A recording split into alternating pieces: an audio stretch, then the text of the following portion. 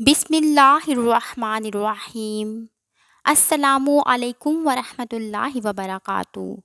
حضرت ابو ہریرہ رضی اللہ تعالیٰ عنہ بیان کرتے ہیں کہ رسول اللہ صلی اللہ علیہ وآلہ وسلم نے فرمایا، جو شخص ایسا علم جس کے ذریعہ سے اللہ تعالیٰ کی رضامندی حاصل کی جاتی ہے، محض دنیا کا مال و متاع حاصل کرنے کے لیے سیکھتا ہے، تو وہ روز قیامت جنت کی خوشبو بھی نہیں پائے گا۔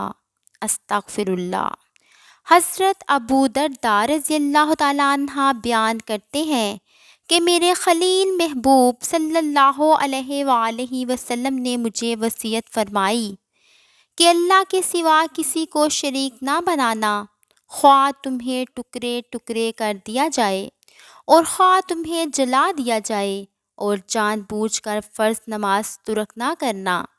جس نے فرض نماز جان بوجھ کر ترک کر دی تو اس سے ذمہ اٹھ گیا، اور شراب نہ پینا، کیونکہ وہ تمام برائیوں کی چابی ہے۔ اللہ تعالیٰ سے دعا ہے کہ اللہ تعالیٰ عمل کی توفیق عطا فرمائے۔ ویڈیو اچھی لگی ہو تو اسے لائک کریں، چینل پر نہیں ہے تو اسے سبسکرائب کریں۔ ملوں گی نئی ویڈیو کے ساتھ۔ السلام علیکم ورحمۃ اللہ وبرکاتہ۔